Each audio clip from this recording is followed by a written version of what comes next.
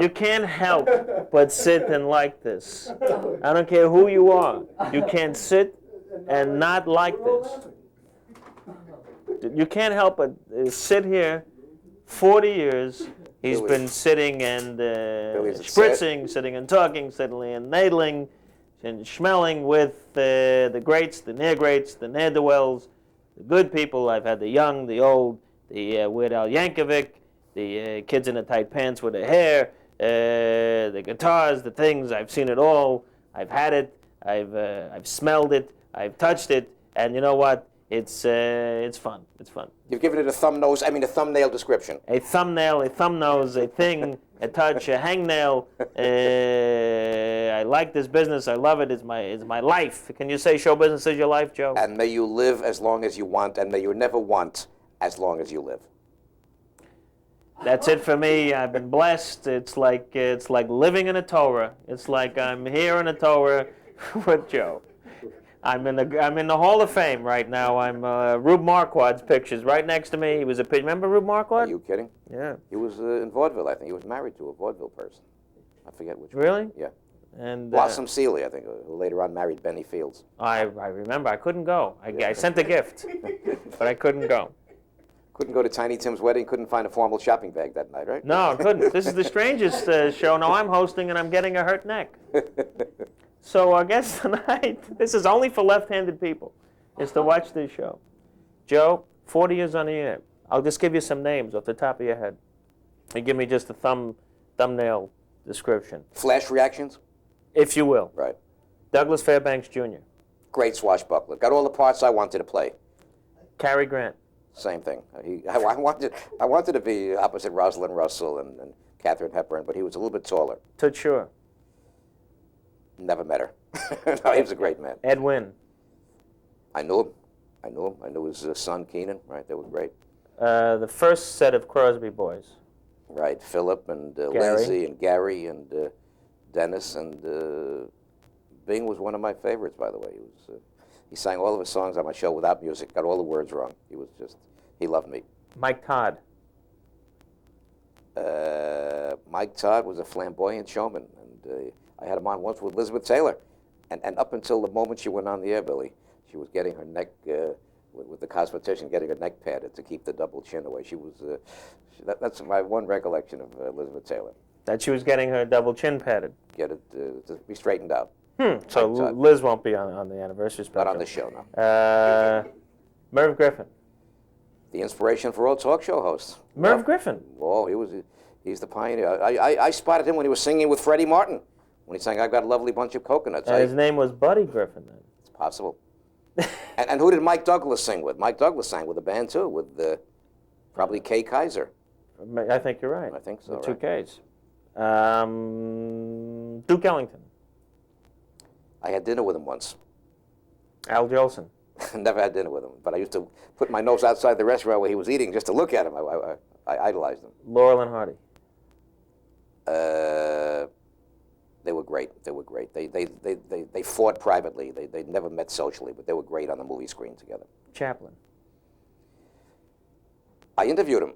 Really? On radio. He told me that people sit and analyze his movies frame by frame. They find all these Freudian shadings, all the significance, all the hidden meanings. Like when he kicks the fat man behind, supposed to be knocking the establishment. He swore to me, the people write volumes about interpreting. He swore to me he had nothing in mind ever except to make people laugh. People find all these meanings in his movies, he told me, and they really bugged him. He says he had never had any of those meanings in mind except to make people laugh. And people sit with microscopes and they hour by hour analyzing every frame of every Chaplin movie. And he said that they're analyzing something that he never intended in the first place.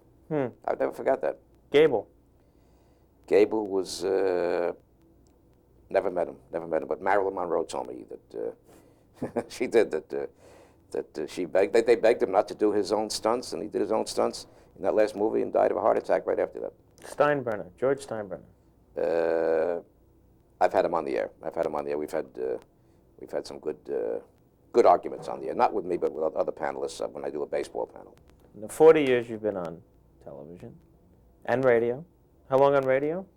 Well, it's actually 40 years in broadcasting. I began by choosing the records for Martin Block. Remember the Maple Leaf Ballroom? In 1949. He got me my own show, which began probably about 1950. So it's counting everything is about close to 40 years on the air. If you had one interview that you've done in all the time that you've been on that you remember, because I know you repeat the Bing Crosby shows a lot. What was do you have one that you say, this was, my favorite interview? That's the most profound question, and it's the saddest question, Billy, because in those days, we didn't have videotapes or kinescopes, and the ones that got away would include Elvis Presley, first time on the air anywhere, on the same panel that day, by the way, with a lady named Ann Margaret Olson, who later on became just Ann Margaret. And on that panel was a young man named Jimmy Rogers, on the same panel with a test record of a song called Honeycomb. That was a big day. Ronald Reagan 5 times. I never asked him for an autograph because he had a book called Where's the Rest of Me? Remember his line from King's Row, the movie where when his leg was amputated? That was the name of the book, and I never even asked him for an autograph. But next year he ran for governor of California. Joe Louis, the prize fighter. The ones that I read never did TV shows, and I've got the photographs of me with John Wayne, with Cary Grant, with Jimmy Cagney, with every president. I had John F. Kennedy on my show with Richard Nixon because they were doing their debate in the next studio in 1960. And John Kennedy's hair was brick red. I met him in a restaurant a year and a half later. His hair was all gray. That's when I decided I don't want to be the president. I've turned it down. Joe, I'm glad to add my name, well, both of them, I have two, because I'm not Capuchin. I'd like to say I'm really glad to be part of the 40 years. Billy, I didn't want to be gauche, but I was dying to say when you asked me my favorites, I wanted to say this one, but you know this goes forever into my top 3, so I am sincere.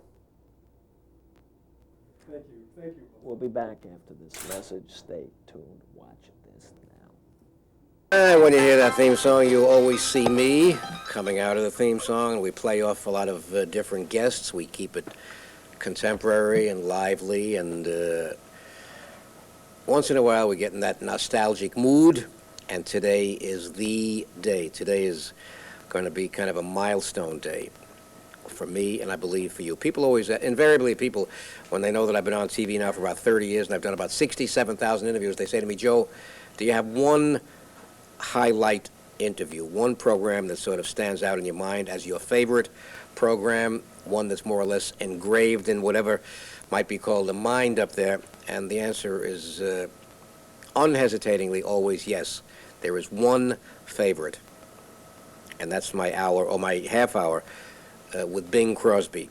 It was Bing kind of in the twilight of his career, still at his peak, but in the twilight of his career, reminiscing over his life and times, and sort of putting himself down. For that one program, I've been told, it was not the usual Bing. He wasn't cautious. He wasn't uneasy. He wasn't the superstar of the world. He was just Mr. Everyman reminiscing with me.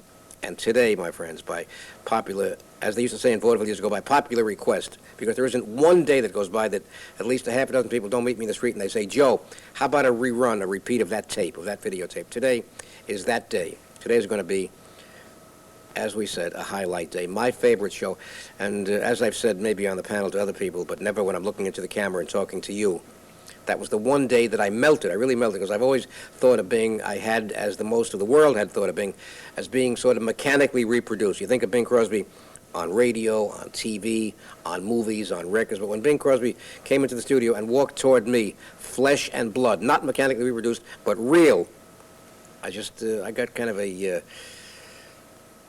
feeling of melting. And today we're going to bring back my favorite program, and to put you in the mood, and to put me in the mood, a touch of the young groaner. A little bit of music by Bing Crosby, then on with the memories.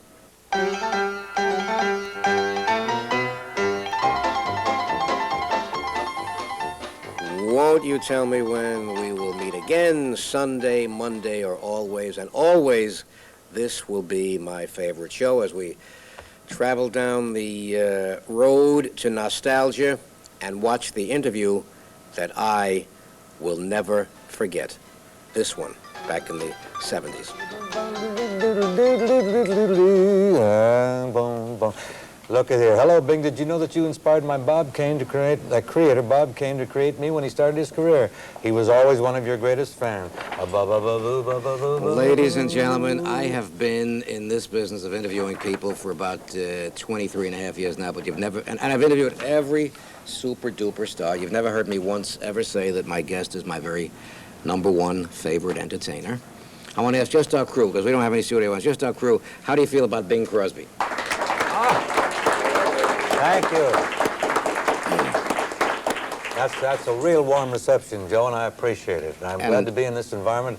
All these friends here of yours and of mine, and let's talk about something that glad to be in their interest. In the Big Apple. This is really the big A when you're here. And the biggest joy in the Big Apple these days is the big news that Bing and Kathryn will come in. She's going to come on a little later. She's all primed and ready. That they are going to be at the Uris Theater. Uris Theater. We open December 7th, and we play through the 19th.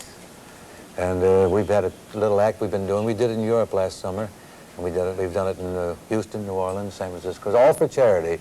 We don't take any money. This charity locally is going to be for the Manners School of Music. And there's a little story connected with that because Risa Stevens, who's the president of the Manners School of Music, did a part in a picture that I was in called Going My Way, and she played an opera singer, which she was in real life, who came to this little community to sing at a benefit to raise funds for the church. Now here I am singing in New York to raise funds for her school. So it's a quid pro quo, whatever you say. That's the way to And say the other beneficiary is to be the Association for the Help of Retarded Children. That's at the Uris Theater. And as Joe's just been kind enough to allow me to put in this very substantial plug. I've already bought my tickets. My advice is don't wait too long. We'll talk about the Uris with Kathryn Crosby, who is Mrs. Bing Crosby. We'll invite you in a couple times today. We'll talk about the family who will be part of that bill. And my guest, as I said, is the most beloved entertainer ever. His name is Bing Crosby. And Bing, I just met a fellow who says to me that he was with you backstage. He says all the singers at the Paramount used to sort of warm up their pipes by singing the scale, but you would just walk out cold, and you didn't have to gargle or warm up the pipe. You just walked out. Nothing would help me. I just had to take my best shot and pray that it would work, you know. Started out singing. Sometimes it did, sometimes it didn't. You're talking about Randolph, I guess. Randolph. Randolph worked with me for many years around New York. And he looks great. He's in great shape. And his son drives for you, I understand. That's right. That's right. It's full circle. There you see, we've come full circle. Yeah. Full circle. And so also far. on the bill with me at the Uris will be Rosie Clooney, whom I know likes you and you like her, and Joe Bushkin and his jazz quartet, an English comic named Ted Rogers, who I think you'll find amusing, and of course Kathryn and the family, and then I bark a few ditties in and out, you know. A whole bunch of ditties. Grown a few, yeah. A whole bunch of ditties. That was nice what you did in Las Vegas for the church out there. Yeah, well, this little padre was saying Mass in a saloon every Sunday. He didn't have a church. So I went up there and did a show, and now Frank's going to do one, Sinatra, and we'll get Perry to do one, maybe Tony Bennett. Bing. By spring, he'll have enough money to build a church. That's a couple of churches. Bing, all these radio tapes that they sell around the world now of old Bing Crosby radio shows, are they legal? Are any laws being broken when they sort of... No, you're stuck. We can't do anything about that. It's like the old pictures they run on television. Right. Nobody gets anything out of it except ASCAP. Right. Songs that are used, they have to pay a certain amount for the songs, the publishers. And, of course, those pictures that they're rerun, it'd be a nice thing if some of the actors who worked in those pictures, who played small roles and are now, could use $100 if they, but it's, they went to court twice. I think Gene Autry went to court, so did Roy Rogers, tried to, and so did George Stevens, because they were editing his great pictures down into where they didn't resemble the thing that he had created, and he tried to stop it, but the judges ruled that when you made the picture, you abandoned your claim to any further rights. Although, if the fellow who worked in the picture thought he was making a movie for a picture house, and now he sees it on television 8 or 10 times, and he doesn't get a nickel out of it. And they could use the money. Doesn't matter to me financially, but I'd like to see them repaid. And the same thing applies to the records or the tapes. You made them for a record company, and that's, you get a royalty or sale of records, or then that's it, and you're through. Bing Crosby is a man who knows the law and the ramifications of the law, and it's interesting that I once read about a company called Bing Crosby Productions, where you produced Ben Casey and a couple other series we had that went pretty well. Ben Casey was the biggest. Hogan's Heroes, I think. Hogan's Heroes ran and ran and ran, but it's a tough business at producing for television because there's so many pilots made every year, as you know, Joe, and only a few of them can succeed and get on the air. Lots of pilots get on the air that are great shows, but they're against some competition that just kills them in the ratings, and they're taken off after a few weeks and never get another shot, even though they might be great. It's a shame. It's battle. It's some real Bloody battle. A lot of bloody violence going into TV shows nowadays, too. Thousands of dollars. A lot of money down there. I mean, a lot of violence in TV nowadays. Well, so that's far. overdone, yeah. That's overdone. Yeah. I think it inspires a lot of kids who just see this on the screen, and it's violence done by people that appeal to them, actors who are really their idols. They say, well, I'd go out and hit somebody in the head, too, see what happens. It's people who don't have any goals or any aims. They're aimless and just, they're influenced by this.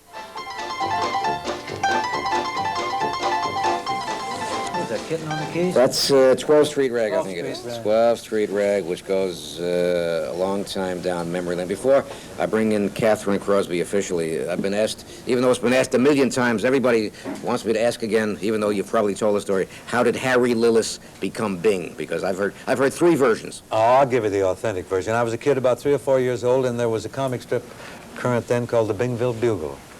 You know, it was a long time of the Katzenjammer Kids, Happy Hooligan, and there was a character in there called Bingo, and the guy next door, who's about 3 or 4 years older than myself, called Valentine Hobart. Sounds like a riverboat gambler. He called me Bingo, and then they dropped the O, and it was Bing. But my mother always called me Harry. Because other people say that you were playing cowboys and Indians and saying bing, bing, bing. That's not true. That's the version. That's the true version. Another lady with that same coziness and that comfortable penchant for making us feel at ease and happy and relaxed. And she sits up there. So how about you introducing Kathryn Crosby to the audience? This is a little girl from West Columbia, Texas, who came to Paramount Theater, where I was working. And she was under contract there, and she was doing a column for her local paper, her impressions of Hollywood and the people she met. And she came by the dressing room. I saw her walking by, very prim little Texas girl, bouncing along. And I said, hi, Tex, and she stopped, and we had tea. And that started a friendship which later developed into a romance and finally led to the altar. Wouldn't you have stopped? There's nobody in the world that wouldn't have dropped their petticoats. She stopped and came in, and we had high tea. And the rest is beautiful history. In the way of what you have learned from being Mrs. Bing Crosby, in the way of not a lesson or a sermon, but any philosophy of his lifestyle, or what makes the world nicer or better. What's something that this could also go into the heading of tips for a happy married life. But even though it sounds corny, but it ties together what has to rub off from being Mrs. Bing Crosby. Well, I think the overwhelming thing is music. Music. Joe, you know, ease and nice and fun and music. Somebody said, isn't it, you know, are there hardships involved with being Mrs. Bing Crosby? And I thought, yeah, if you don't like music, if you don't like lovely friends that are warm and friendly to you, it can get very tough. But if you like music, if you like people that are fond of your husband, and nothing can be more flattering, it's terribly pleasing to me, Joe. I don't think we talked about it the other day, so don't blush, darling. But almost any woman I've not met one woman in the world that wouldn't be delighted to be in my size 6.5 No, B's. get out of here. And that's kind of nice. Who would have the final say if there was ever a difference of opinion? Which I can't admit. Bing would have it?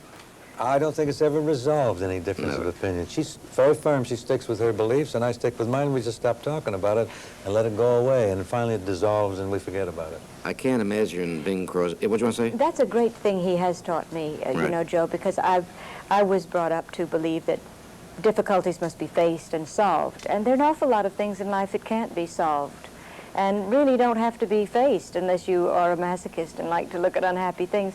And sometimes you just let things slide. You go fishing, or you talk about it as long as you can. You don't. It seems insoluble, so the only thing you do is go fishing or go golfing, and then really the seriousness will abate. You know. Yeah, it's so true. I never would have believed it, but it is true. Things get easier after a while, and the horror disappears. The fact that a child comes home with a very bad grade is tragic for the moment, but a couple of weeks down the line, it's not so bad.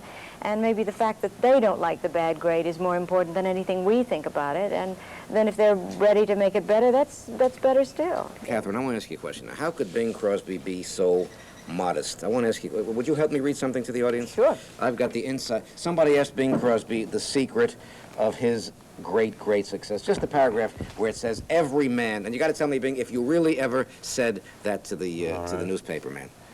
Every man who sees one of my movies, or who listens to my records, or who hears me on the radio believes firmly that he sings as well as I do, especially when he's in the bathroom shower.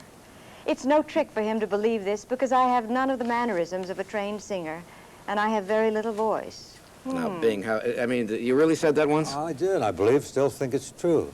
I think if I have any appeal, that's the reason for it. Did you I haven't have any side. I don't put on any side, and because I don't think I have any right to put on any side or to be pompous.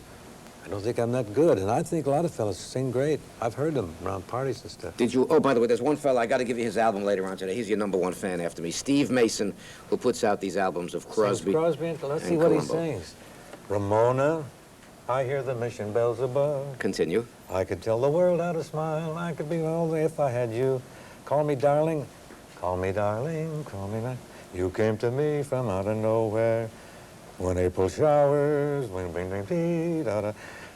First you put your two knees close up tight, and then you wiggle to the left, and then you wiggle to the right. Where the blue of the night meets the gold of the day. Oh, how did this get in here? A good man is hard to find. Yeah. A good man is hard to find. You often get the other kind. And just when you think that your man is great, you find that he's a think, and then you haul your freight. You made that up. I threw in that line, yeah. Find that he's a just think, one and then more you haul your chance freight. to prove it's you alone that I care for. It was a lucky April shower. It was the most convenient door. I found $1 million baby in a 5 and 10 cent store. Now this is Russ's song. I can't believe you. Now you call it madness, and I call it love. I don't remember the first part of it. Then this was Alice Faye's great song. I don't know why I love you like I do.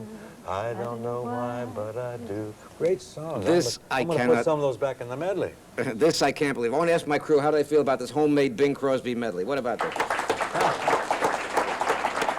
I just have to do this because it's corny or it's schmaltzy, but this is my favorite record, and I played it on the radio. And Irving Berlin, what do you want to say about White Christmas or Mr. Berlin? And Mr. Berlin going to be listening? Every single Irving, how nice to talk to you. I made an album in England lately, and one of your songs is in it, and I think you'd like to hear it. I'm going to send you a copy. It's called When I Leave the World Behind. You remember that? Gorgeous. And White Christmas, of course, you know what it's done for me and how grateful I am to you.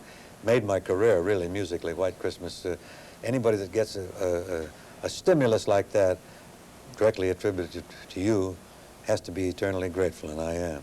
Kathryn, when you look at Bing, it is so beautiful the way you look in his eyes, and she's almost crying the way you're talking to Irving Berlin. Well, That's beautiful. That's really... Dear man. And Bing, you haven't changed. Oh, You yes. have now. Slowed up a lot. Well, we all, well, better. we're all- Just, of course. just a touch of the holiday time, a touch of what you'll be getting at the Euros, a touch of the master, the biggest selling record ever made, White Christmas, and I'll be back soon with Old Time, Movie Time. But just a sample of this, please. But I've got to ask Mrs. Crosby to tell us one time what she just told me, how or why she fell in love with Bing Crosby. Not his singing voice, but his... His speaking voice. Well, you were the one that picked it up. Bing. Because that the speaking quality of his voice Arthur, is he speaks terribly- better than almost anybody sings. Oh, It's come. impossible This to is be really- angry with him when he's at, no. come Imagine on. if they had modern recording techniques in 1931 with stereo, right? It was- Yeah, with the electronic systems they have now, yeah. Boy. Being at the Euros with the family, these words, then I'll be back with Old Time, Movie Time. Let's hear it one time for the Crosby family and Arthur Thank you. Tracy.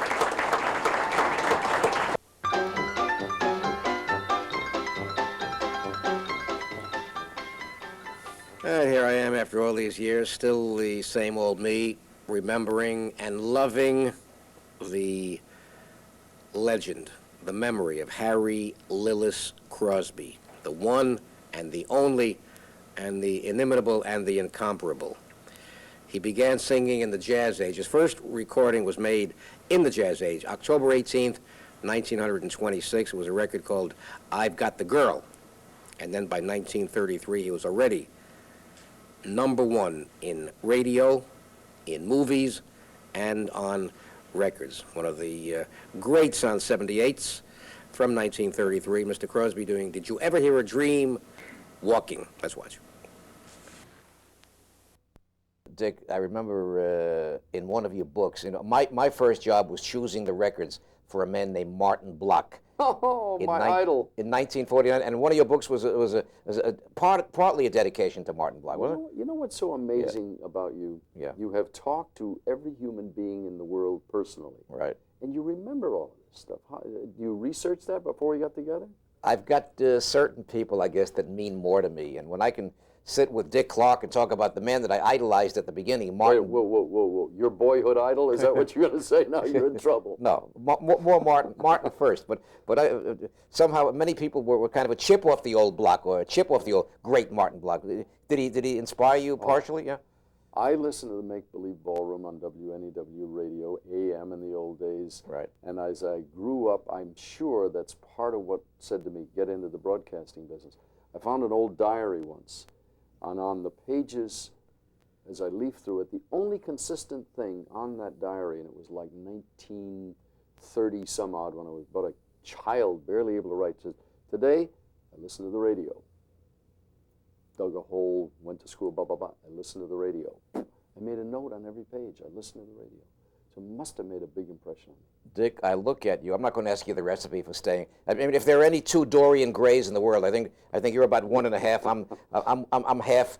But I'm not going to ask you your recipe for vitality. But as part of it, I was reading, or Jack LaLanne was telling me, part of it is leaving your irritation and your brooding and your troubles in the office. I mean, when you go home at night, is there a way that you can clear your mind from the countless Dick Clark activities? What's part of the recipe for being maybe the perennial juveniles, which we'd like to... People always say to me, do you ever stop? Are you truly a workaholic? A true workaholic never stops. Never. My wife and I take 4 vacations a year. They're all scheduled in, methodically so. But the minute I hit vacation time, it's all gone. And I can pretty much do that when I'm not working. You can't turn it off. That's a great knack, right? Because mainly, Joe, because I work with a lot of people who are very talented and who help carry the load. And I know if I'm not there, somebody's going to take care of it. I've always been kind of and I'm happy, don't get me wrong, I've been kind of a mom and pop candy store, like an old time supermarket, and never got into the real business end of show business. Let's face it, it is business, but you had that touch for entrepreneurism, and was that your own creation, your own motivation to go beyond emceeing shows and produce and so forth? I always wanted to be in the broadcasting business. Right. I was always entrepreneurial as a child. Right. There's a story I've told 100 times about shining shoes, and I hung a sign out, you can have 1 shine for 3 cents and 2 for a nickel. Now, that's a true entrepreneur at work. That was in Mount Vernon. When I got in front of the camera and behind the microphone, I was always afraid that it would end. They would say, no more of this, we don't want you anymore, you've been at it too long, or you're too short or too tall or whatever. And so I went in the business end almost immediately. The first production company I ever became involved in was in 1957, a year after I started working on American Bandstand. That little minor insecurity remains no matter how big a superstar, right? Even when a movie star makes 3 movies in a row, they wonder, am I going to get another job too, right? Well, it's like every singer wonders whether the next record will be a hit. The actor says, I wonder if my movie will work. I guess that it is probably what helps keep you going. Dick, when I read about you passing the baton on the American Bandstand to somebody else, I mean, I'm sure you had your reason, but I said to myself, who could be more vitally involved or more hip or more knowledgeable about the music industry than Dick Clark? So there must have been some reason when you decided to let somebody take over the baton on American Bandstand, right? Well, I looked at 2 or 3 things. I've been thinking about it for a couple of years. Really? I'm 59 years of age. The 1990s are upon us. When we hit that, American Bandstand would have been involved in 5 decades. 5. And I thought, now's the time. It's going on the USA Network. Let's change the host. They said it's all right with them. I said, let us do it. I'll be there. As a matter of fact, this coming Saturday, I'll be there in the background helping produce, but I won't be out front with the microphone. What's the young man's name? His name is David Hirsch. He's 26 years of age, the same age I was when I started. Exactly. Huh? Yeah. Do you, Dick, ever miss those sort of non-polished days? Let's say less slick, more spontaneous. You know what I'm saying. Anybody who ever did live television, Joe, misses it. Like me. Yeah, because there's that exhilaration of, oh my gosh, I wonder what's going to happen now. And it's the fear of a car wreck on television that made it so exciting. I don't think today's generations care because they've never seen it done live. The news is done live, but it's pretty predictable. One of my last live ones, Dick, was with a good friend of yours, Peter Wolf, as part of the Geils Band. Oh. They had 2 platinum records at that moment, I think Freeze Frame and Centerfold, and they did what they called a human pyramid, and they poured cans of paint from the ceiling on top of them, and it poured all over me, which I still got the stains on my We're suit. doing this on television? Yeah, on a live Joe Franklin show. Wow.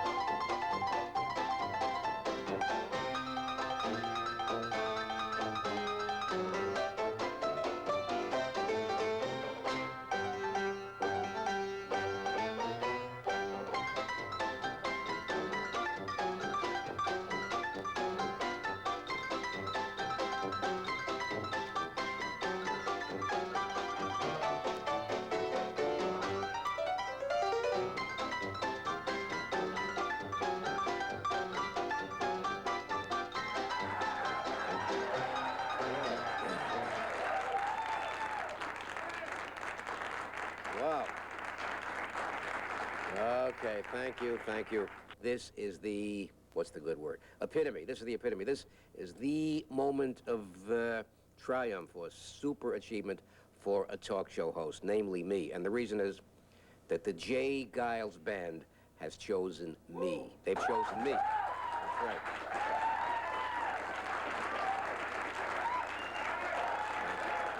Thank you.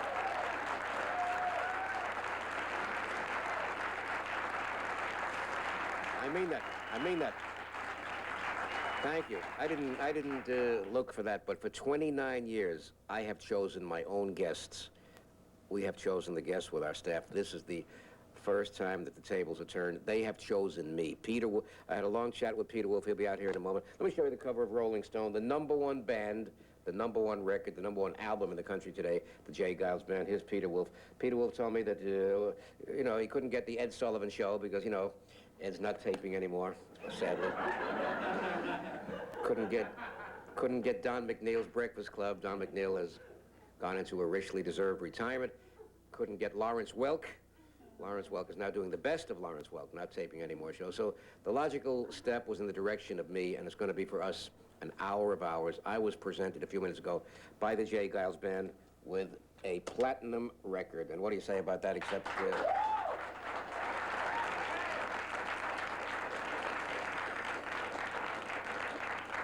The name of the album is Freeze Frame, and now, my friends, from Freeze Frame, we give you, from the top album, we give you the top song in the country. Let's lean back and watch the incredibly popular Geils Band doing Centerfold. And this, for us, is history.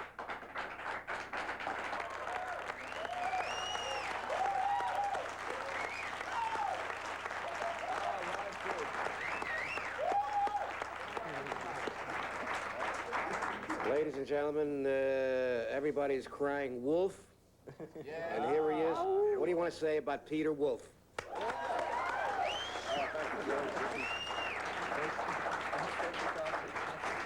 This is a tremendous moment for the group. We've been working real hard, and I remember when we first started coming to New York, and we'd go in the recording studio, and we'd all come back, and we'd go back to this one little hotel, and we all watch your show, and we'd say, boy, if we ever hit #1, we'd love to be on the Joe Franklin show. So there we is. Thank you. I've got to tell Peter Wolf, before we meet the rest of the fantabulously popular orchestra here, I guess this is the longest running talk show, and this could be the longest running rock show.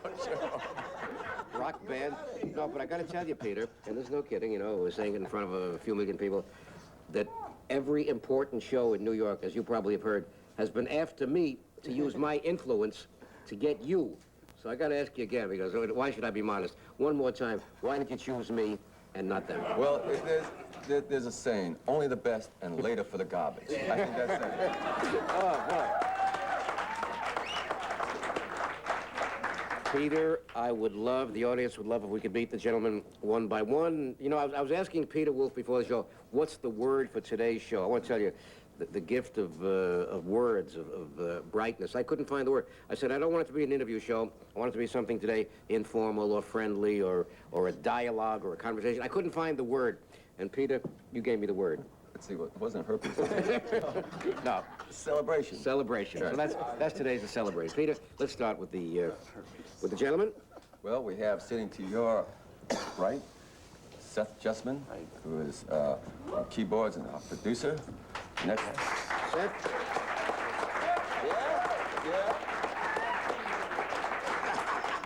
Stephen Joe Blatt on drums from Boston, Mass. Next to Stephen Joe from New Jersey, the ambassador of funk, Mr. DK on bass. Amazing. And Joe, it's a rare, I know we're taping this, but it's rare that DK could be up at this time of day. I think that deserves another round there. DK, the ambassador of funk. Next to DK, from New York and New Jersey, Mr. Jay Geils on guitar.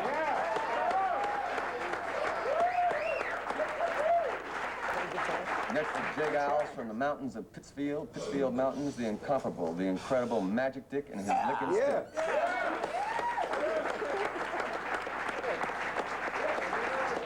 And that's the entire review, the entire cavalcade.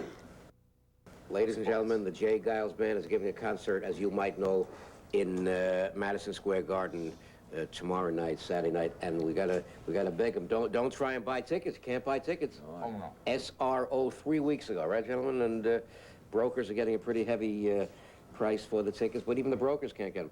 Let me ask you, everything, Peter, everything now is up. We're going to talk with the boys. Everything is up. We got surprises. Let's go down for a second if you're in the mood. Could I ask you, besides that,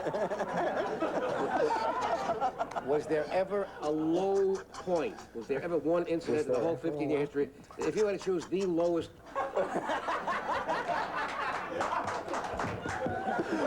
Let's have something gloomy. Okay. What time is it? There's been a lot of them, Joe, but Seriously? it's hard to think of the gloom when we're sitting here, you know? Right. And it's like... It's a happy day. It's a happy day, and we have some fun surprises. First of all, before we get too into it, I know we have certain things scheduled.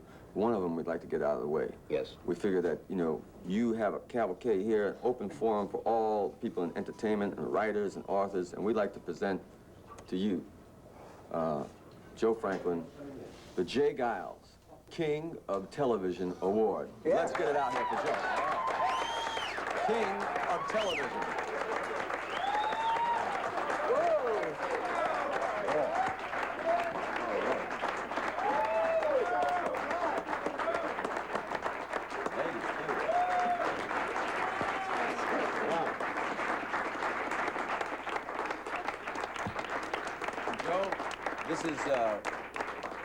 This is for you for so many years of allowing people who, you know, get a break right here on national television. Boy, thank you. That's the bunnies?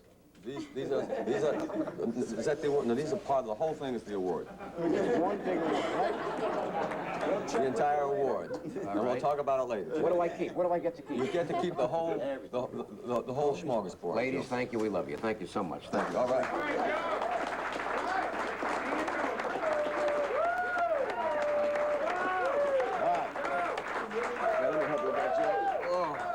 That's a heavy one. It's heavy, yes. It's made out of... This is my 29th year in TV, and the whole thing, it's just incredible. And Peter Wolf is my right-hand man, my left. I asked Peter to do the whole show for me. Peter, we'll go down the line, and I would like to start by asking, the group is so happy. Well, let's say, God forbid, which could never happen, that a group breaks up.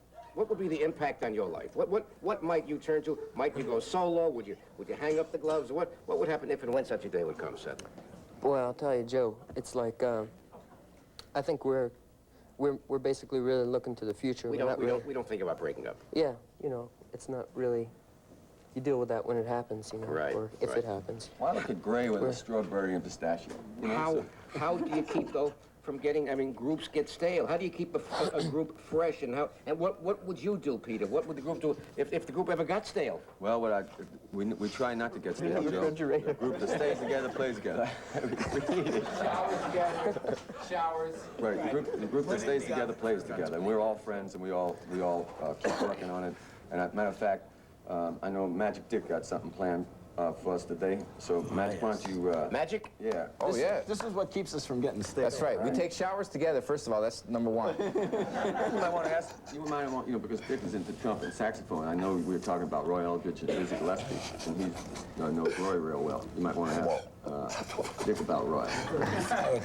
Are you in touch at all with Roy or with Dizzy? Yes, I have been in touch with him frequently, and I want to dedicate this little thing to him. Send it out to him because he. Hopefully, we'll see him. He always. Roy always used to tell me that if I soak my lips in boric acid, that I would never have any trouble. He lied. Especially when I did your show, Joe. But I'll tell you, I've been doing it all day now, and Maybe it wasn't boric acid you were soaking your lips in. Yeah, I don't think so. We'll find out. Now, Roy always told me that if I used to lean forward and breathe from the diaphragm, that it would help the thing. So, like, lean further forward. Further forward. No, no, seriously. Roy always used to say, tell everybody you need a little help on this one, because, like, the truth is, we really do need a little help. So, like, anything out of 2 and 4 that can help the little groove here would be helpful. All right. Now, like, Roy always used to say to me, if you don't like my peaches, please don't shake my tree. All right. Yeah. Now, let's go.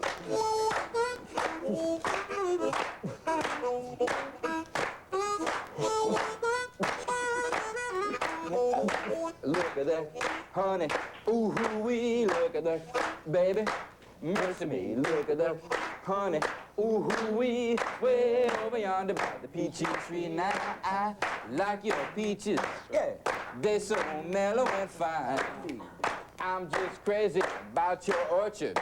Kiss me begging all the time. Look at that, honey, the big and fat. Look at that, boys, they good like that. Look at that, honey, ooh, wee, way over yonder by the peachy. Whoa! Yeah! Woo!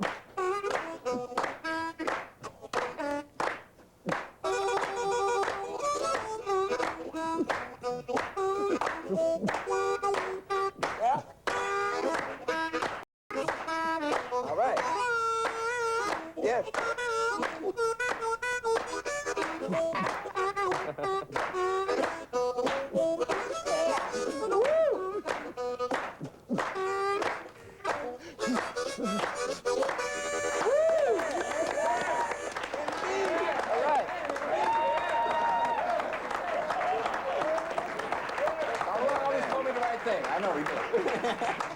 Ladies and gentlemen, this is a rare and priceless appearance, a rare TV appearance by the Geils Band. Which gentleman, Peter, was the good friend of Georgie Jessel? Well, actually, we all had the pleasure of meeting Georgie Jessel when we were doing an album called Nightmares and Other Tales from the Vinyl Jungle. And we needed this one voice for Funky Judge, and we called up Georgie Jessel, and he invited us all out to the Hillcrest Country Club. But Stephen actually became a good friend of Georgie. Matter of fact, they used to go out and drink sometimes in the latter days. Isn't that true, Stephen? Any highlight recollection of Georgie Jessel? One remembrance of Georgie? Well, you know, Joe, a little something rubbed off, but I can't put my finger on it. I love it. Yes. We have another special surprise, Joe. We know that it's your 29th anniversary, and also it happens to be today, happens to be a very special day we'd like to celebrate. It happens to be J. Geils' birthday. Yeah. Wow. Yeah. So, happy birthday. We're talking together. To you. Happy birthday to you. Happy birthday. Jay, there you are. Happy birthday to you. And you get to keep the ladies. He gets to keep the ladies, right?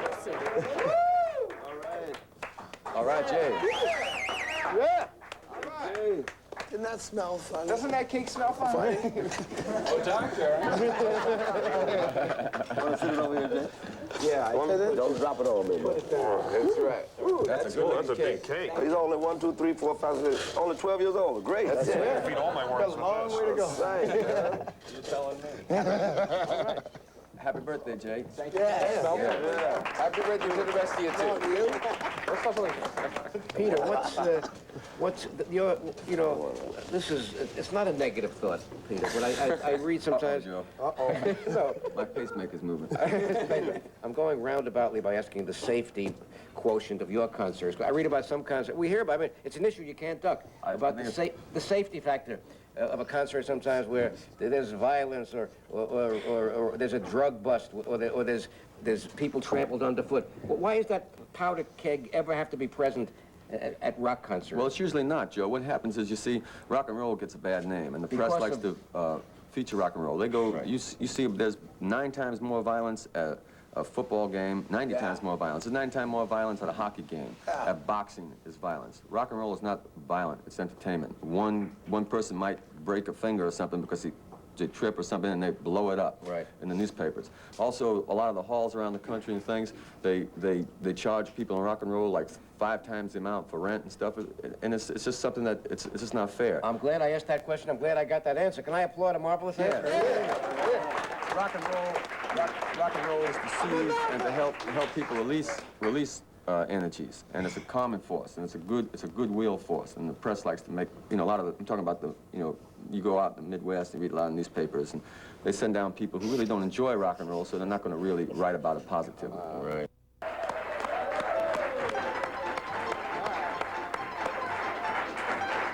I don't have to tell you that my Jay Geils hour, along with my Bing Crosby hour, is going to be my most treasured memory ever, and I would treasure it even more so if little Walter would set the scene for the greatness about to happen. Number one anywhere, okay? Thank you, Joe. Yeah, this is the #1 band in all the land, doing a cut from their #1 album, and it's soon to be your #1 single. Here's the Geils Band in Freeze Frame.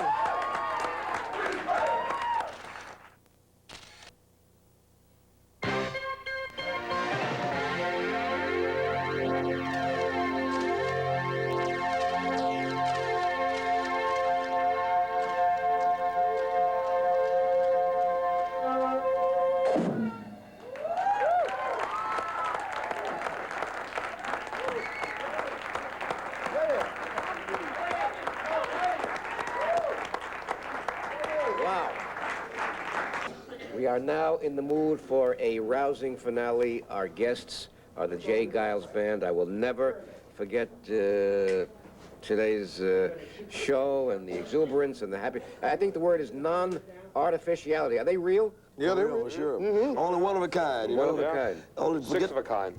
Well, I mean, the group Pizza full house. Ladies and gentlemen, may we present the Jay Geils Band. Yeah.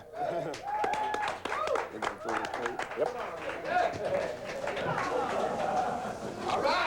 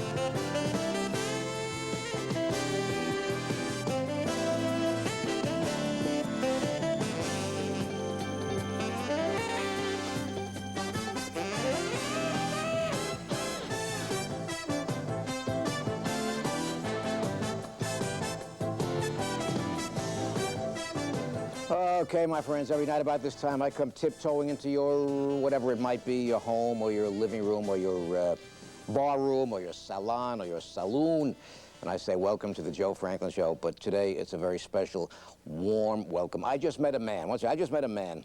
Made me feel, what are the words? Made me feel so relaxed and so relaxing and so mellow that I would just like to relax with this man, not just for a little while, but face to face, eyeball to eyeball, nose to nose for about a 24-hour, or what you would call an open-end interview. We're going to do as much as we can. The man's name is Bill Cosby. And Mr. Cosby and yours truly appeared on TV a few times when we were both babies about a couple of weeks ago, and I thought it might be fun to go down memory lane and talk about then and now with the man. I guess we've had many, many guests on our show through the years. We've had every superstar, and most of them would appeal to what you would call one segment of the audience, and let's face it, that one segment can make somebody rich. But this is a man, I guess, who appeals to everybody. He is every man, he is everybody. His name is Bill Cosby, and the program begins something like this. Stay with me because the blockbuster, the masterpiece, is about to begin. Don't ever leave me. If you leave me, I'll feel insecure. Stay with us, please. Be right back.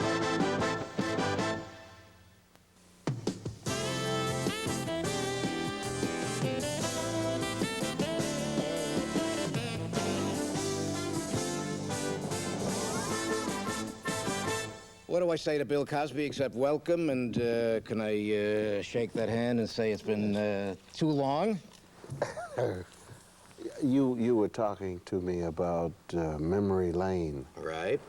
And I thought for maybe some people might want to know why I decided to come on your show. Bill, if you would tell me, and you'll vouch for the fact that we're spontaneous right now. We just said hello 30 seconds ago. We embraced for the first time in a couple of years, but... yes. That couple being maybe 20. Sure. More than that, I think. 26, 24. I don't look like I was married then. I don't look married in the picture you showed me. Of the two. No aggravation then. Yeah. But I think that... see, I remember your show. Yes. And I was starting out. And I had, I think maybe I'd done the Tonight Show a couple of times, which was here. In Manhattan. Yeah.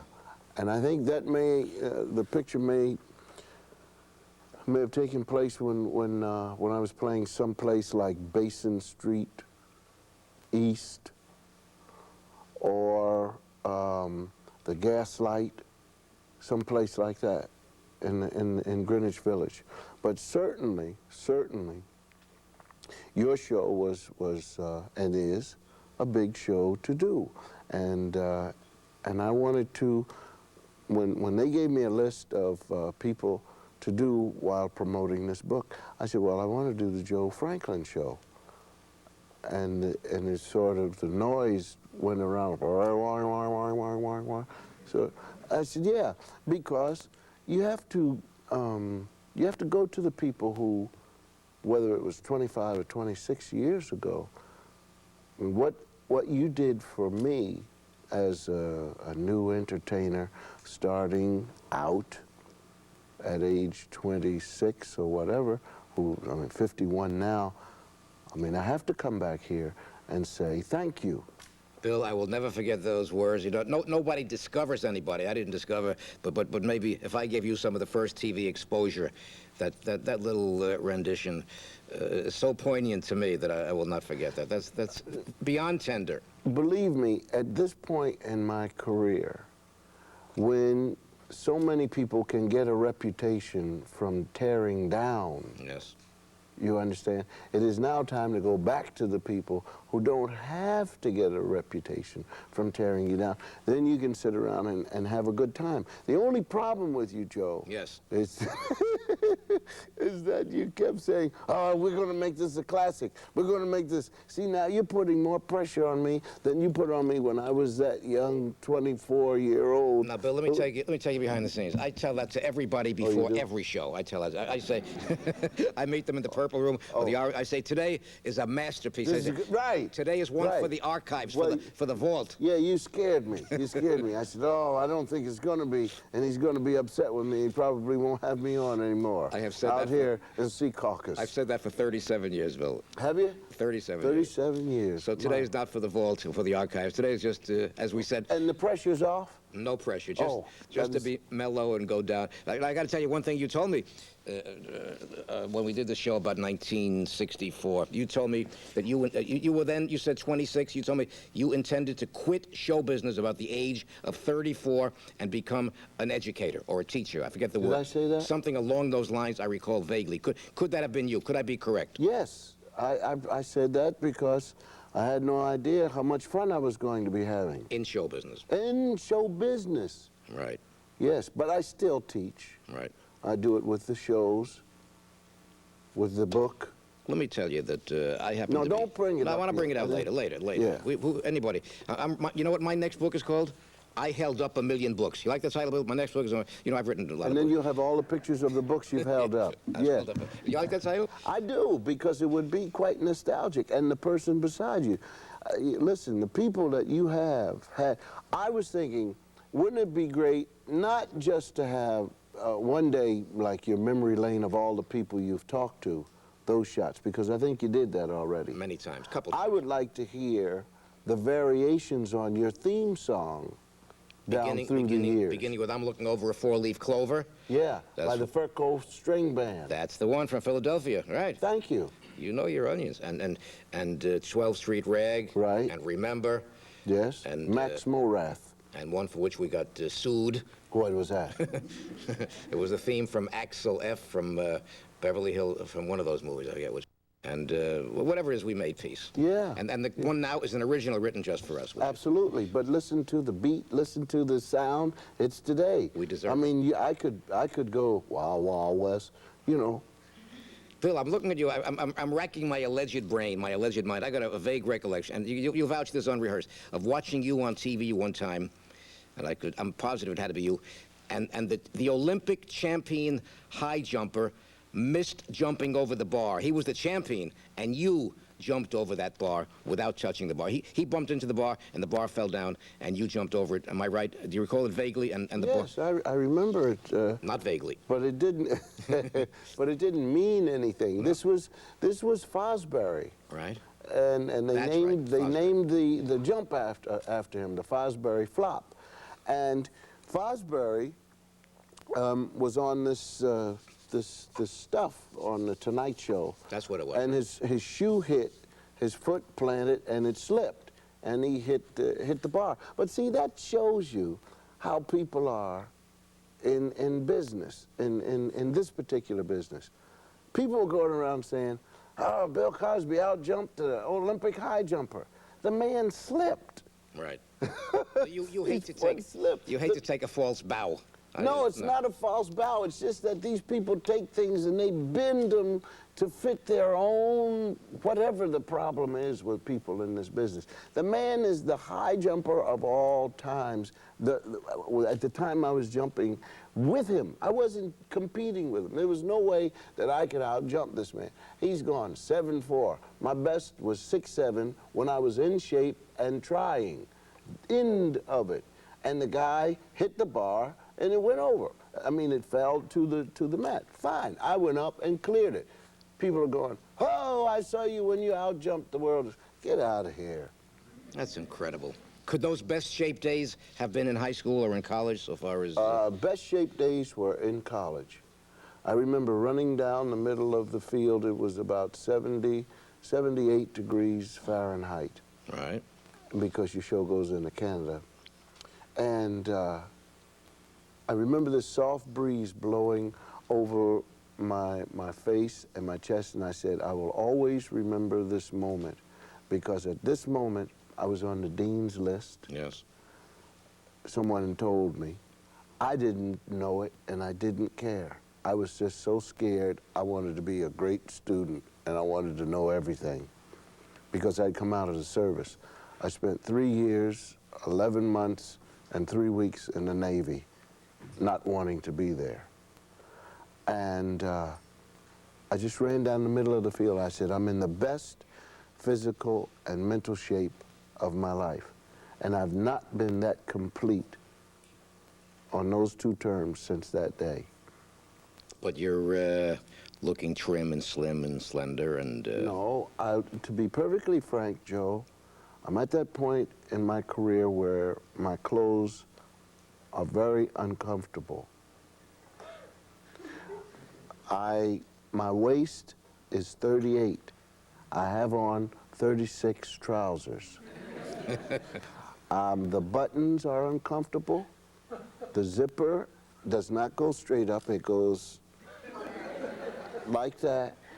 My jockey shorts, I've cut the side so that it doesn't cut the blood off from the thighs. I am not a comfortable feeling person. My neck is 17 and a half. I have a 15 shirt because I keep saying I'm coming back. I keep promising old suits that I'll be back. I put on a suit last night, Joe. Yes. I love that. Yes. Yes. Wow, wow, West. We're recycling the Cosby suit, right? I put the button and the thing together. Right. You don't have this problem, but it's all of us. There are guys out there. I've got it. No, where you pull it here, and it's a suit made in 1987. Right. When I lied to the tailor. He says, "How are you?" I said, "The same as I was." So he made it and sent it to me. When you button the button,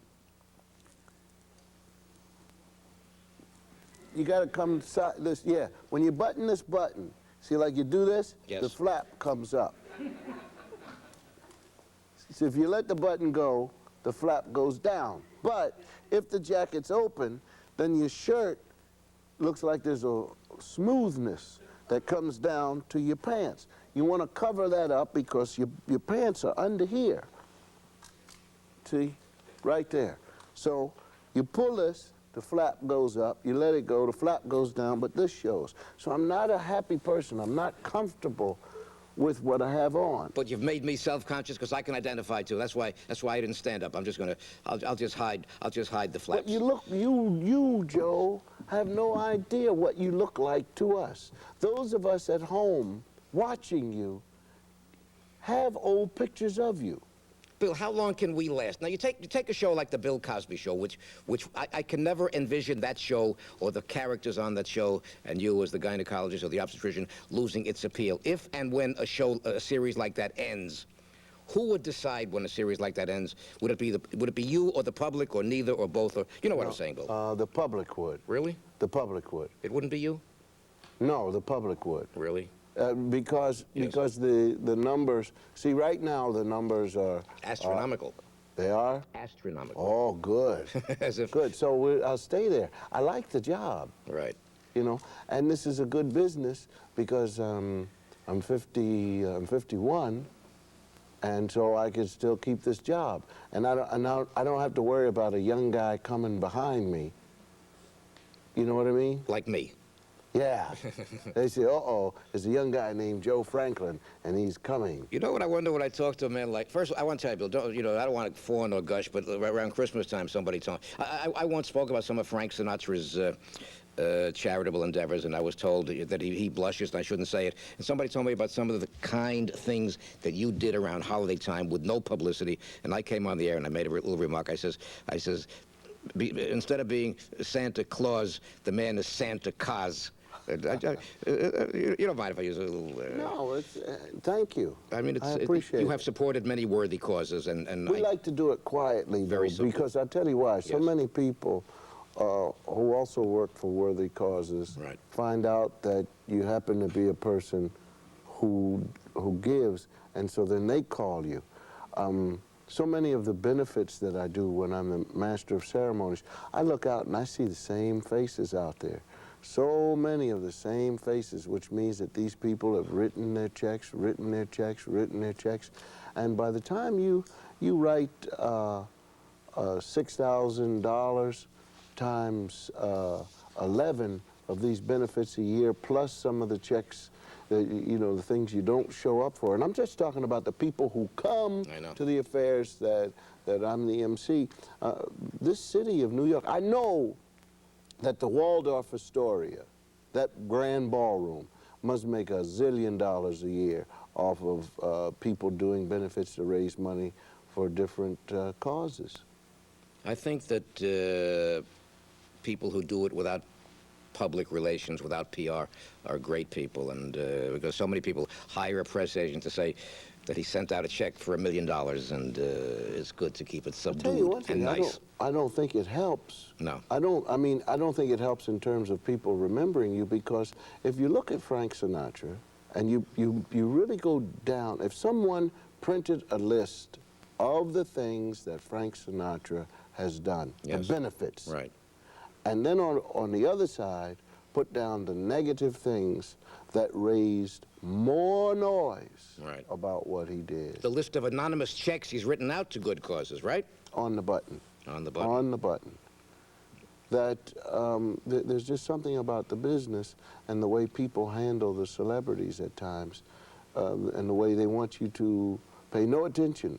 Like, it's a given that Frank Sinatra is supposed to, he's supposed to go to Carnegie Hall and do a benefit for juvenile diabetes. He's supposed to do that. Right. You know, you're not supposed to. I mean, that man is doing it because of what he believes in, and you have to give him that. You have to give him that. There are so many people who demand that you go and do a benefit for such and such. It's like a must. It's an order. They say, Yeah. Bill Cosby, or me in a lot of cases, Yeah. go and do a... How can you do all the benefits, right? You do whatever you can. No, but I mean, people like Dionne Warwick, well, I can't get Bill, into naming before you became what I would call limousineable, before you became Bill Cosby, the #1 man. I like that, Joe. Limousineable? I made it up. Did you really? Yeah. Now, how did limousineable... I was just being facetious, because when I was arranging today's show, I wanted to send a limousine, I want to tell the audience, for Bill Cosby, and he said no, he comes in his own little car, unostentatious, unflamboyant, and I was, once again, very... I would love to ride in a limousine, but what happens is the limousine draws attention. Right. And then if you have smoke glass and people come around and they get on the hood, and they look in the front of your car and they say, then they say to the driver, who is that in back? And then the driver, you know, he says, oh, this is Bill Cosby. But the funniest thing I ever had happen, Yes. I think, I was in a limousine and the driver went through the light. Right. And the cop pulled him over. And before the cop could come up good, the guy said, I'm driving Bill Cosby, you know, using my name, get out of the ticket. Right. And the cop said, I don't think he's funny. And wrote the ticket for the guy, gave it to him, and then looked in the back at me and did like this. That's great. That's great. That I happened thought it was that happened to wonderful. me once, Bill. The cop wrote me a ticket. You know what I did? I gave him a ticket for my show. I got even with him. You did? Gave a ticket to come to the That's studio. not funny. That's Joe. retribution. Huh? Get out of here. Tell me about these hot dogs. Where were you eating this hot dog? Who's hot? Tomaine Tavern. Where? No, I'm just kidding. I don't know. I forgot already. But Huh? someplace on Broadway and 43rd. You know, you have a place out here called Fat Mike's. Fat Mike's in. Are you familiar with no, Fat? Secaucus area? Teterboro. Teterboro. Fat Mike's. No, is it nice? If you're a hot dog lover, I'm sorry if I'm out of line. Did your trainer say you can't have No, I want to go there with you. Teterboro. You will? Over to Fat Mike's? Right, love it. Okay, we'll make a day. Promise? Yeah, I'll pay for it. And you'll ride in my little car. Then I can't say no. Huh? I just look at Bill Cosby and I think, you know, I think of, there's one more show I watched when you I don't think anybody ever more gracefully acknowledged an award than when you got the award for I Spy and you thanked Robert Culp because the camera shot Robert Culp beaming and smiling. I remember. Oh, yeah, well, we're still like that. Really? Well, listen, I was a comedian. I am a comedian, but at that time I didn't know anything about cameras and movie, you know, one camera. Angles. But, hey, the guy could have buried me, Joe. He could have taught me all the wrong things. Yes. I'm talking about acting. Because he knew. All you have to do in order to make somebody feel insecure, self-conscious, is have an attitude. You don't have to say anything. You can just give a look every once in a while when they do something wrong. Make a little sound. Oh, you know. Well, Bill, as a stand-up comedian or a stand-out comedian or a stand-up comedian who turned to acting and did so gracefully, so beautifully, did you study acting, let's say, in a school or in a course, or was it on-the-job training, or, you know? Frank Silvera and a fellow named Luther James. Right. I hired them as soon as I found out I couldn't act. Really? Yeah, see, I always thought, I was like people at home. People at home sit there and they watch TV and they say, I could do that. Yes. Well, I was one of the few people that they gave a job to, and I couldn't do it. So I hired Frank Silvera and Luther James, and Frank would tell me what acting was about, and then I would go to Luther and I said, Luther, what did he say? And then Luther would explain it. And that's how, between the two, I got to do, you know, the style that I have. You've rarely spoken about that incident or that experience. That's well, a good tribute to a good man. Oh, Frank Silvera was wonderful. But Frank, he would start to talk about acting, and he'd get so excited, I didn't know what he was saying, but I was excited. And I'd say, yes, yes. And he'd say, and then you have to be. I said, of course. And then he would leave. And then I said, well, what did he say? And then Luther would come in, and Luther was like you and I are talking now, very nice, and then I would understand, and then I would do it. I am chatting with my favorite man in the whole world. We're just getting rolling. I want to talk. Is this the same kind of thing as like, well, this is going to be in the museum? In the archives. Archives, We're going to bring it up through the time machine every 100 years. Don't try that, because, you know, I watch this show. So don't try it. Bill knows all my tricks. Ladies and gentlemen, it's a book launching party, and we're going to be back in about 1 minute. Yeah, you want to show one of my old books on the screen? How old is this book? That's fairly recent. Here's one, Bill. Joe. This is Joe. Joe Franklin, this is the first colorized book. Ted Turner. That's right, that's this right. book. Bill, here's one that goes on forever called Joe Franklin's Encyclopedia of Comedians. All right. Have you ever seen it? No, I haven't. Here it is, ladies. Turn to letter C. Turn to letter C. Letter C. Bill, no, sorry, turn to letter C. Letter C. Now I'm going to show you how old I am. Turn to C-O-S-B-Y. Jonathan Winters was the last guest you had that you showed this That's book. right. How'd you know that? You know what? Well, you got the paper clippers in Yeah, you're here. right. I didn't know You fool. that. Cassidy. Chaplin. C-O-S. C-O-S. Oh, look at me. Look at that hair. Which one? That way. Yeah. Isn't that wonderful hair? Fabulous. Oh, you could fall down and not get hurt. Bill, I got to tell you, horrible. You fall down and break your hair. Oh, and Wally Cox. Remember him? Oh, of course. I worked with Wally. Mr. Peepers. Yeah. Oh, yeah. You know who should still work a lot in nightclubs? Who's that? George Goebel. Oh, he's a funny man. He was great. Yeah, he still is. Don't hear the name. But he has that great ending. That great ending about how to get off. George Goebel. How does he say it? Well, he has it's a whole thing of dragging out. And he says, it's something about a perfect way to end a show. You gotta hit a great note, and something about, and end with something that, like the word mother and my mother's eyes. It's wonderful. Beautiful. When George comes to do your show, you have to ask him to do that. I will. Because it's very funny. How much is this book? For you, half price. No, for you, it's a gift. No. You're still doing that. This is the way you did it when you were outside of the theater. For you, half price, and I was in Philadelphia. And a poster? Yeah, it's got a poster. Oh my goodness. Oh, this is the Phantom. Phantom of 42nd Street. You were in this? No. But I spent a lot of time phantomizing on 42nd Street. I want Okay. you. No, so this is the real poster? No, in that's this book? it's a reproduction, but it's. Oh, Joe. Well, there's a big market. Huh? No, Big it's market the today real for memorabilia, for collectibles. Yeah. I'm enjoying myself here. Here you have Dorothy Lamour, and you knew Joan Davis? Very well. I listened to her on the radio. I loved her. Were you a fan of Milton Berle in the days? I still am. In the He days. and I have the same birthday, you know. I didn't know. Did you know that? No. And he sends me a card all the time. That's Sends me a card. Milton Berle and I have the same birthday. Well, that's why we're funny. He was number one. That night Tuesday, Bill, between Monday and Wednesday was called Berle's Day. Nobody was. I got into trouble for that. Really? Yeah, because I used to put on my mother's clothes on that night. And my father wasn't too thrilled about it. And he got. And he gave his gowns to Flip Wilson. He told me once on TV, I think.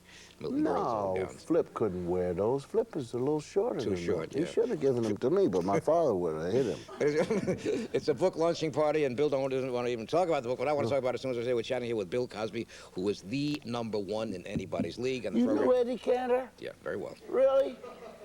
How tall was he? Eddie about 5'8½". So the two of you must have hit it off right away. How about? Did you meet Charlie Chaplin? Was he on there?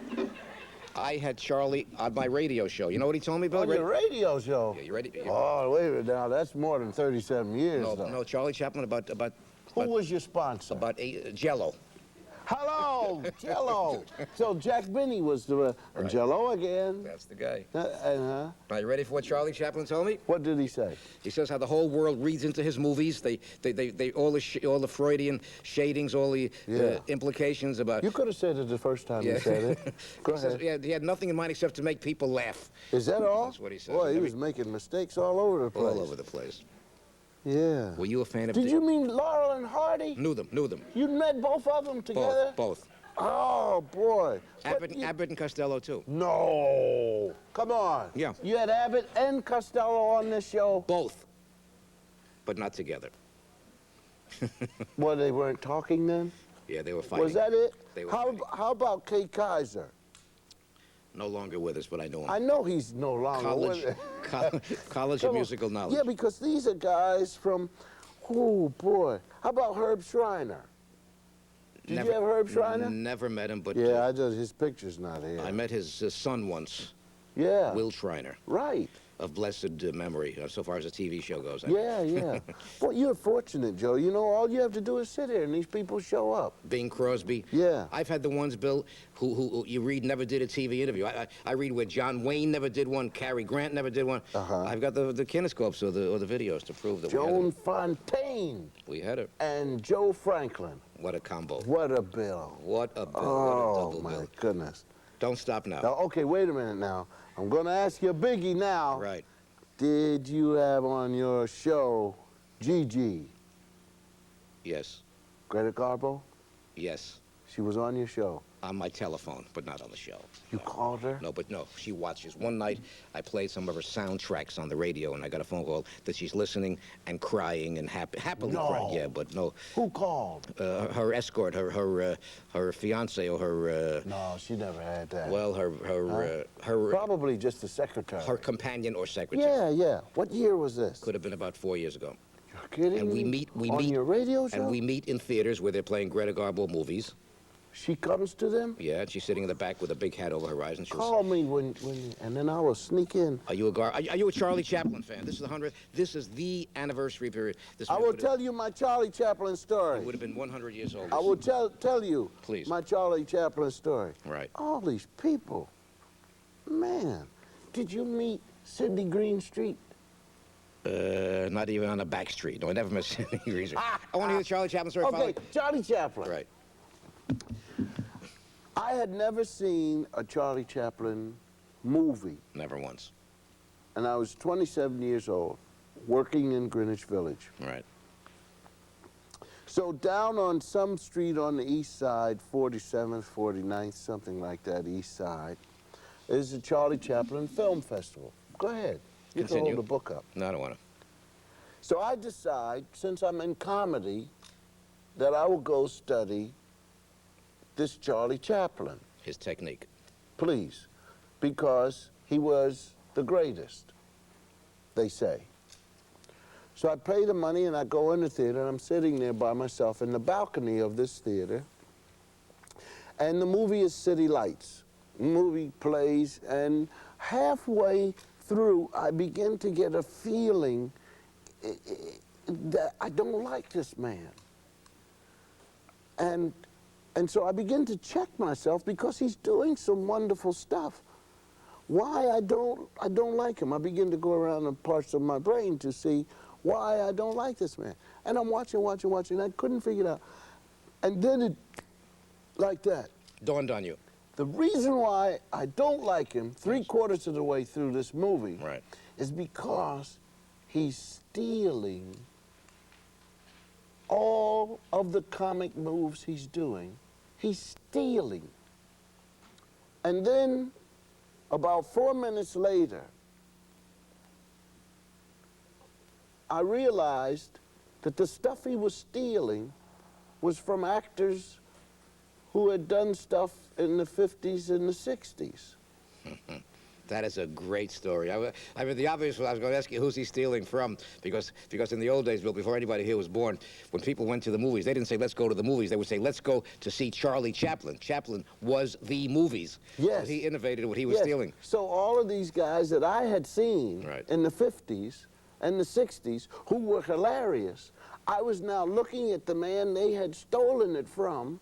The movie was made in 1928 or something like that. Or before. Right. Bill, can I tell you, I'm glad you were born. I'm going to tell you about Bill Cosby. I'm glad that Bill was born in the period of the electronic eye, which means television. But you would have been so great as a mime artist. I mean, with comic body language, you would have been a fantastic silent film star. But yeah, I'd probably be crippled now, too.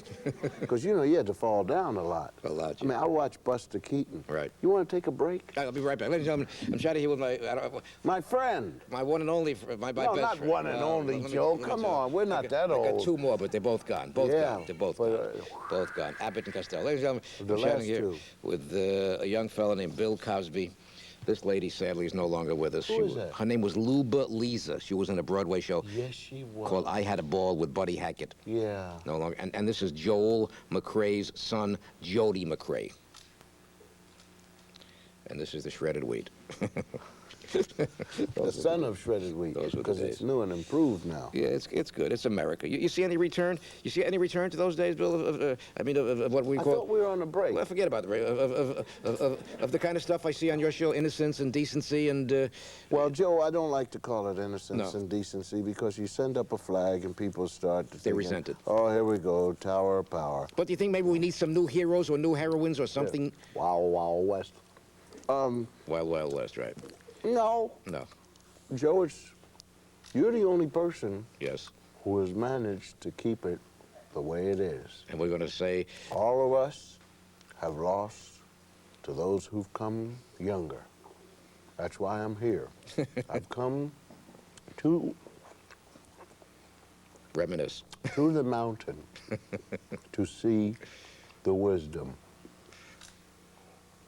You know who says hello? Dick Gregory. You like Dick? Yeah, where is he? No, he comes down here about 3 or 4 times. He probably fasted. Comes down with the people that weigh 1,000 pounds. Yeah, he brings all those people on, and then he eats their food. He makes them feel bad, then he eats their sandwiches and everything.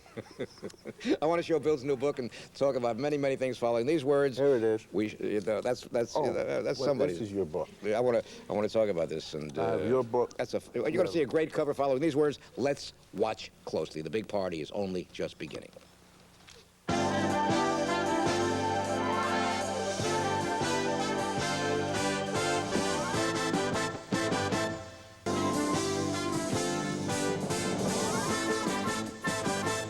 Bill is here for a book launching party. He doesn't even want me to show the book, but I'll make it a book launching party anyhow and tell you the new book. These books don't need plugs because these books remain #1 on the Times bestseller list for 58 weeks and 72 weeks. Now, you haven't read it. I want you to read it even later on, you know, sometime. But the word is that they like this book even better than... Fatherhood. Yes. And How did you guess? What do you mean? I read your... The reason I haven't read it is because I just got the book about an hour and a half ago, but I can't... I know, that's the way they deliver them out here because they don't know where Sea Caucus is. Did you know Buck Jones? I never met Buck but Jones. he's in your book. You're starting to put pictures in this book, and you never met these people. I love... Do you like cowboys? You like Rough Riders and Tim McCoy and people? Rough Riders ride, beware. Dun, da, da, da, da, da. Well, I'm going to Montana. Where are you going? And here's Tex Ritter. How about now? Tell me. I knew him. You did? You know his son, John Ritter? Oh, yes, his son falls down a lot. But Tex, he was serious. Right. When he said, get down off that horse, right, you got down. Did you have him right here? Twice. You're kidding. With his guitar. And he sang serious, too. He could have rapped. Sang High Noon. Uh-oh. And did you know Gene Autry? Still do. He was here? Yeah. William Boyd. Hopalong Cassidy met him once. I ate his bread. Right. Had Hopalong Cassidy bond bread. And then my father said, don't eat it because the horse is on the back. Now tell me about Wallace Berry. Good actor. And Marie Dressler. I know he was a good actor, Joe. Was he on the show? No, I never met him. I wish I could have. This is becoming depressing, you Too know. late now, right? Marie Dressler? Never met her. No, she died when I was a kid. Died about 1936. And we're the same age. Well, I got you beat by about 2 weeks. Yeah. About 2 weeks. Well, then you're not a Cancer. No. Milton Berle and I are Cancers. I'm a Pisces. You're kidding. Bill, give us a scoop. Then my wife is a Pisces. Really? That's why we're getting along. Really? But don't trust each other. That's the best way. Go ahead, ask me. Give us one of those tidbits, one of those recipes for marital happiness. And I mean, with the you know, people always talk about the divorce rate and how to reduce it. You know what I say? I say, let nature take its course. You can't reduce the divorce rate. The way that I've remained single, Joe. I mean, married.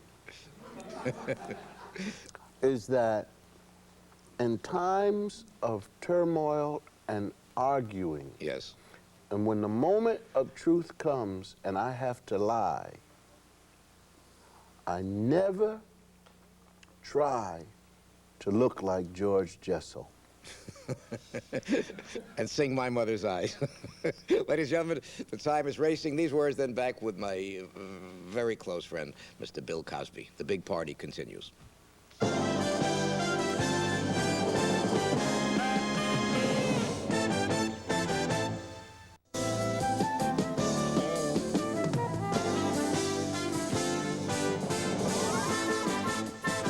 would love to ask Mr. Bill Cosby about his flash reaction or his initial reaction upon entering WWOR-TV in Secaucus, New Jersey.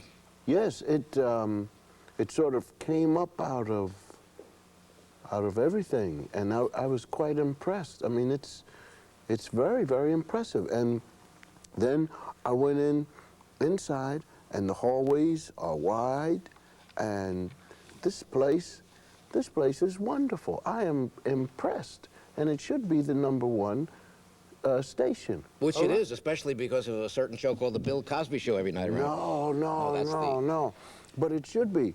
Because, I mean, everything, and the people are wonderful. Your crew is relaxed, everybody, and they know what they're doing. See, that's the key. Right. To be relaxed and know what you're doing. Bill, are you relaxed enough maybe to tell me something, if I could maybe find a scoop? A man who's got everything, is there any maybe self-imposed challenge or some area or some possibility in the life of Bill Cosby? I mean, the man who's got the all-time record for selling comedy albums and TV shows in #1 spot and concert appearances where you can't buy tickets.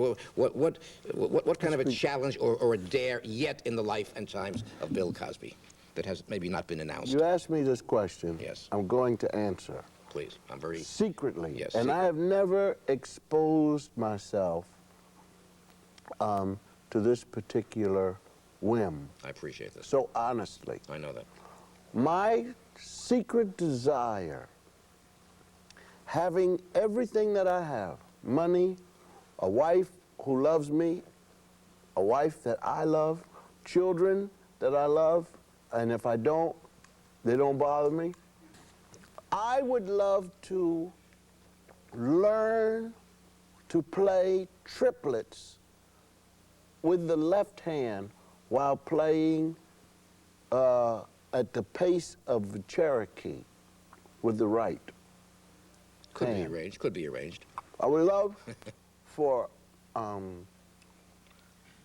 Art Blakey and Max Roach to teach me that, but I'm too embarrassed to ask them. If I could play these triplets that fast with the left hand, then I think my life would be complete, Joe. That's nice. You know what Dizzy Gillespie tells me all the time, Bill? Seriously, on a semi-serious... What do you mean serious? This is the only TV... You asked, see? You've abused our friendship. Right. You asked me. Right. What? This is the only TV show he'll go on. I'm going to do like, you know how they do these things, these little puppets and stuff? Yeah. Well, do you ever, if you turn the sound off right. on a puppet or a Muppet show, yes, you know how they talk? Tell me. Right. You can't read what they're saying. because the mouth. There's no words there. Never mind. No, Joe. you're right. I get the message. Huh? I get the message. Okay, what were you going to say? Dizzy Gillespie. Oh yeah, forgot about it. Well, He's not a... Don't you tell me this is the only show he'll go on because when he goes on all the other shows, they'll ask him, what is jazz? Is jazz more popular in Japan than here? And you know, because you become stereotypically the same... and you don't know what he does. He'd rather talk about women's rights, air pollution, penal reform. Dizzy? Biafra, yeah. He wants Gillespie? Yeah, he wants the world to know. Would rather talk about that? That he's not dizzy. On this show? Oh, yeah. When? Many times. You're kidding. Well, he's come to my house many times. He's never talked about that. He wants to know where the food is. I don't blame him. Dizzy Gillespie is the only guy on the face of this earth. Right. Have we got time? Yeah. Who can eat, and he eats like this. And the food goes around in his mouth. You know, you have the dryer. And the place where you're drying your clothes, you can see the clothes come around, but they never come out. Right. He can chew like that, and the food never leaves his mouth. But you know it's turning around while he's chewing. Churning. And turning. Ladies and gentlemen, my guest is churning and turning. You're doing it again, and Joe. the clock is racing too fast. Well, I'm surrounded here by many, many admirers of Bill Cosby. They've grown up alongside him and alongside his career and alongside his whole life. And one of them told me, I got to ask you, have you ever had or could you ever have any political ambitions? So never once, huh? No, but don't forget, I'm the same guy that said I was going to go back to education on your the last time we did your show. So next week you might, not next week, but the hat might go in the ring someday. I don't think so, Make Joe. a lot of people happy. Well, let me put it this way. I hope not.